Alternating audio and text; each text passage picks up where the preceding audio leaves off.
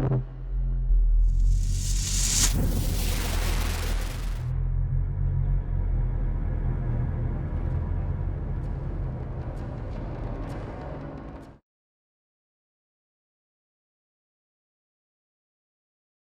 good one for sure.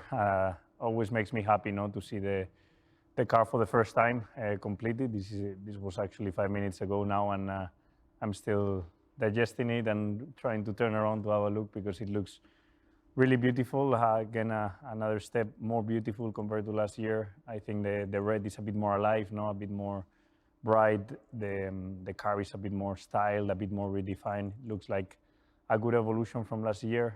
A lot more detail in it, and yeah, I cannot wait to drive it.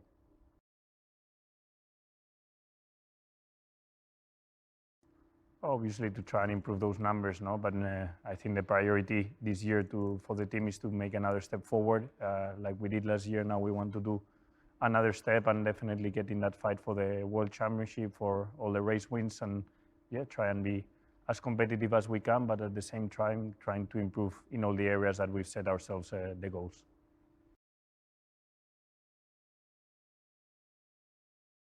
It's been a bit of a long winter because the season finished a bit earlier than what it used to be. So I managed to start my training probably also a bit earlier than other years as I got the rest done earlier on.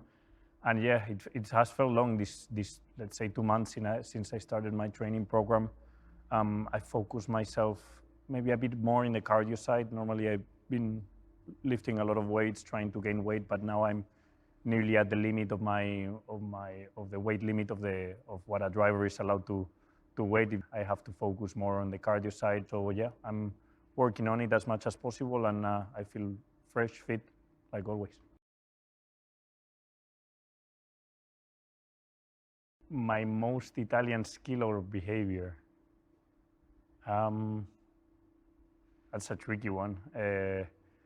I think most of my behaviors are very similar to Italians, and I feel that when I'm around the mechanics, when I'm around the engineers, obviously people know now by now that I live in Italy, so I feel very Italian in all the ways that I behave and I go about here in Italy. But yeah, behaviors, one particular one, I'm not sure. Maybe the antipasti before lunch for me are very difficult to take out of my diet. Now that I'm trying to lose a kilo before the first race is probably one of the most difficult things to avoid.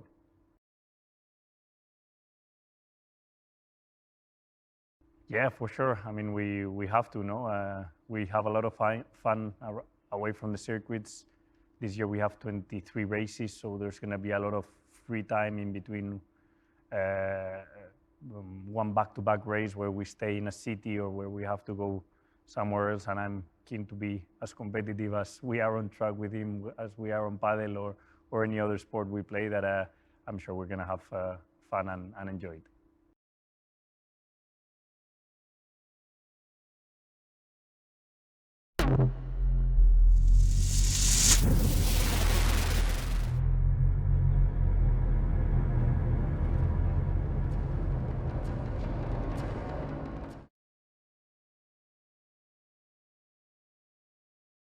It feels amazing. I mean, it was only 2 minutes ago that I saw it for the first time fully mounted, but it's always an amazing feeling. It means that the start of the season is very soon, which is exciting times. We've been putting a lot of work into the new car, and now it's finally all done. So the test very soon, and then the first race.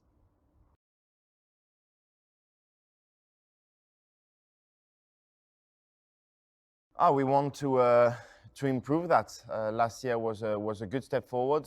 We need to do just the same this year and hopefully get the championship. That is the target for all the team, and it is the target for me too. Get more wins, hopefully be more consistent from the first race to the last race, and hopefully we'll get that title.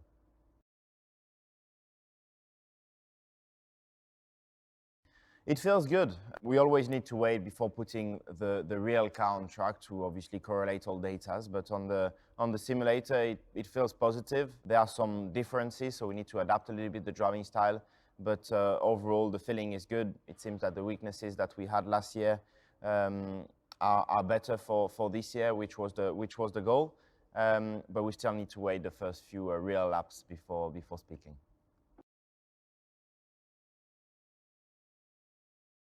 I spent my winter training mostly, relaxing for the first part of it with the family and friends. But after that, a lot of training. I went to the mountains in Italy, spent 2-3 weeks there, which was really intense training, but really good. And yeah, that was it. It's actually not that long. It doesn't feel that long, but it's good because I miss racing.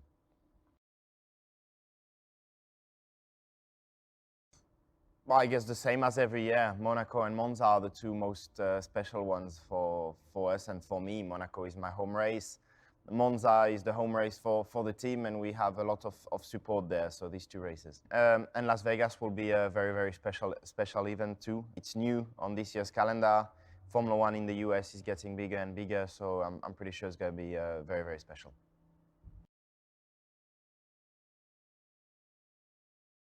I am not planning to beat Carlos at golf because I am way too far behind. So yeah, hopefully we'll work together well in order to achieve good things on track.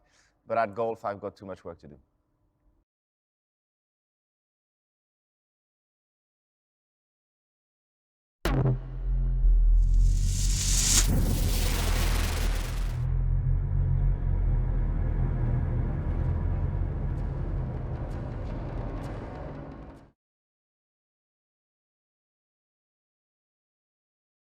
La monoposto del 2023 è un'evoluzione della macchina con cui abbiamo corso l'anno scorso, ma in realtà è stata tutta integralmente riprogettata.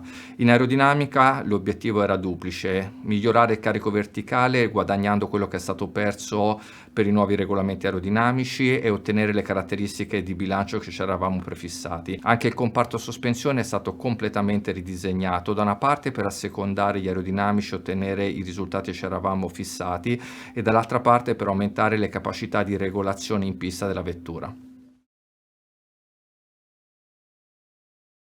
Le modifiche più evidenti della nuova monoposto sono sicuramente la sospensione anteriore, dove siamo passati da una configurazione con track rod alto a una configurazione con track rod basso, guidato dalle esigenze dell'aerodinamica. Anche l'ala anteriore è diversa, così come la struttura del naso, avendo il primo elemento non più connesso con il naso ma floating. La parte del bodywork è più in continuità con quello che è stato fatto l'anno scorso, ma reso più estremo.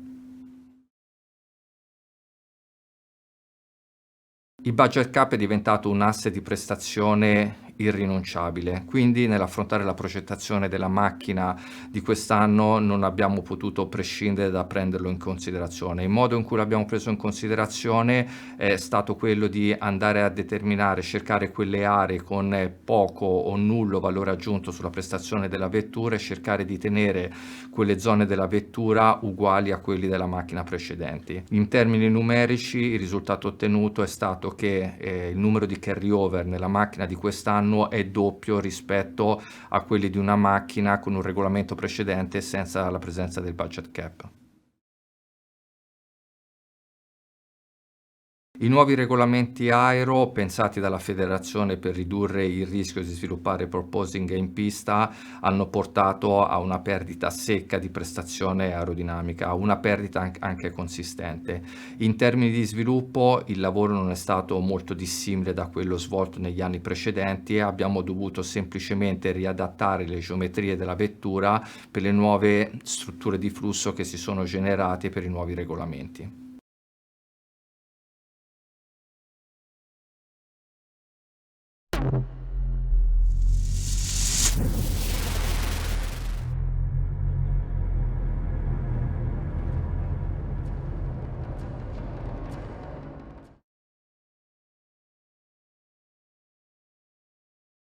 Il lavoro di preparazione alla nuova stagione è solitamente uno dei periodi più intensi dell'anno e anche questo inverno non ha fatto eccezione. Di fatto le power unit sono congelate dallo scorso anno, fluidi inclusi, olio e benzina, e si possono fare modifiche solamente per affidabilità.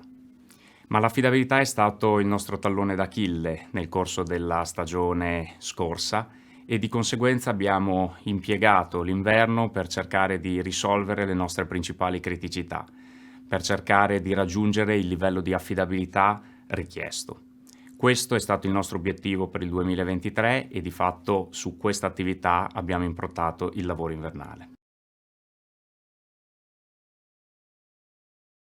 Gli interventi hanno riguardato principalmente le aree su cui abbiamo trovato le principali criticità nel corso della scorsa stagione, quindi ci siamo concentrati sul motore a combustione interna e sulle macchine elettriche.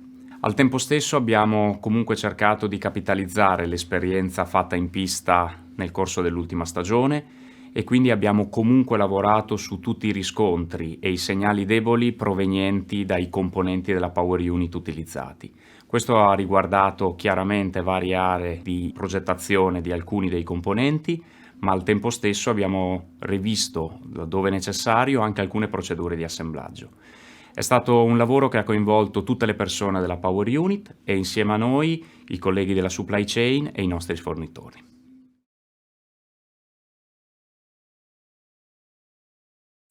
Abbiamo lavorato in tutte le aree cercando di comprendere le cause alla base dei problemi che abbiamo riscontrato in pista e di conseguenza abbiamo sfruttato tutti gli strumenti a nostra disposizione per cercare di risolverli.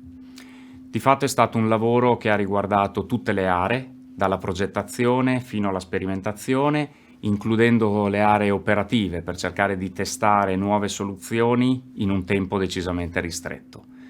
Abbiamo comunque sfruttato l'esperienza proveniente dalla seconda parte della stagione dell'anno scorso per poi far evolvere ulteriormente alcuni dei componenti laddove necessario. È un lavoro di fatto che non termina mai e che si basa su un continuo miglioramento dei componenti per cercare di raggiungere il livello di affidabilità richiesto. Stiamo avendo alcuni riscontri positivi a banco su alcuni dei contenuti introdotti, ma come al solito sarà la pista a dirci se avremo fatto un buon lavoro.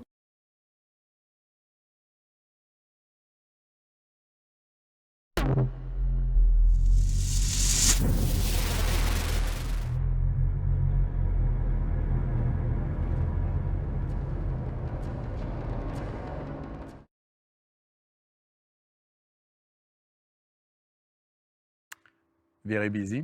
As you can imagine, that it's a short notice before the first race, but it is like it is, that I'm using the days to know everybody into the company and to go deeply in detail, but it's a short notice for sure.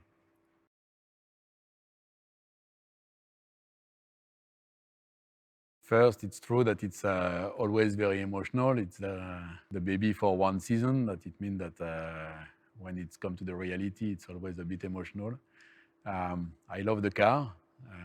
I love the red. And with the large Ferrari on the rear wing, I'm more than pleased. But now, you know, at the end of the day, the most important is the speed of the car. And that I think that we are focused today on delivery, but quite soon we'll be focused on performance.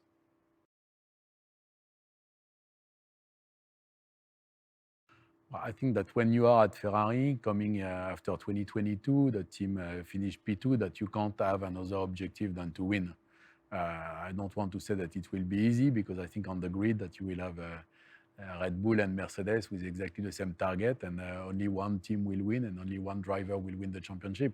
But at the end of the day, we need to have this kind of target. We need to be in the mindset to do a better job tomorrow than today, and to be always trying to improve the system.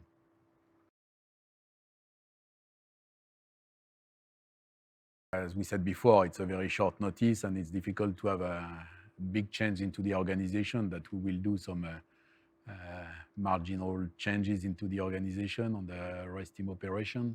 And then let's see after Bahrain and the first couple of races what we will do. They all want to win, but the most important is to win with and for Ferrari. That we have to be clear on the objective. I think they both have the talent and the skills to achieve it.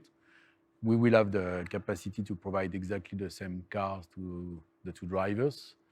But for sure that if at one stage during the season we are competing with another team or with another drivers, that we'll have to make choice. They are perfectly aware of this, but so far we have no number one and number two. In any case, we don't lose or win the championship in Bahrain. It will be a very long one. and we will have to fight and fight and fight all the season.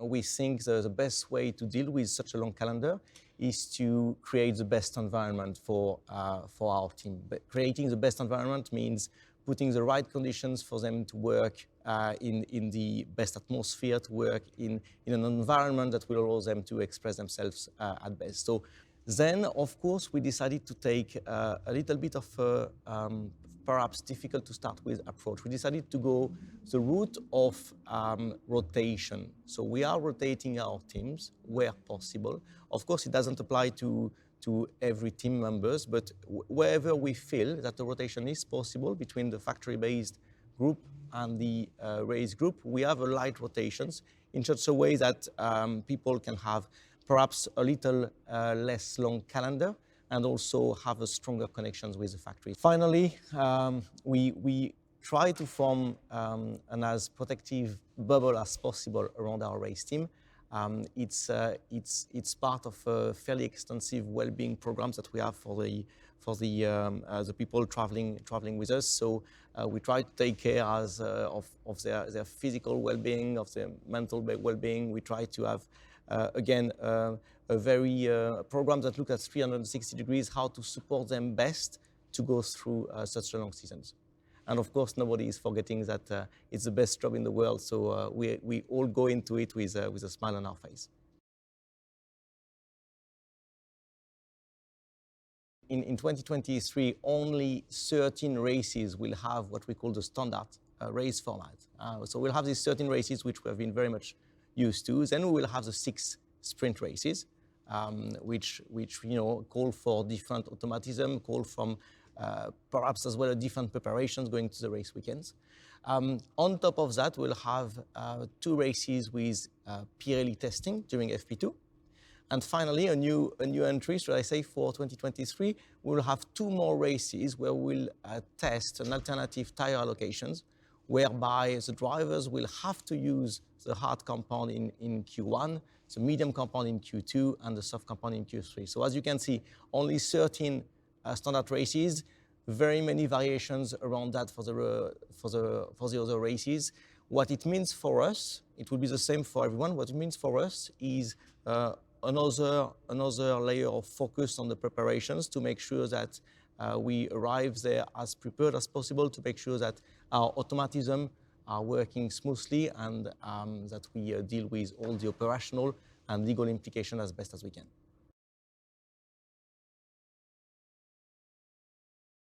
Of course, we had a very, very extensive review of 2022, trying to find out where we have performed strongly, obviously analyzing deeply where we have been lacking. There is no need to hide. We have learned some of the things last year in the hard way on Sunday afternoon. So, of course, we have had this 360 review. What it means for us is that we are concentrating on giving our people the best platform to express themselves. So we have been reviewing our processes, we have been reviewing the way we are working in order to make sure that each individual can express itself at best, individually and of course collectively.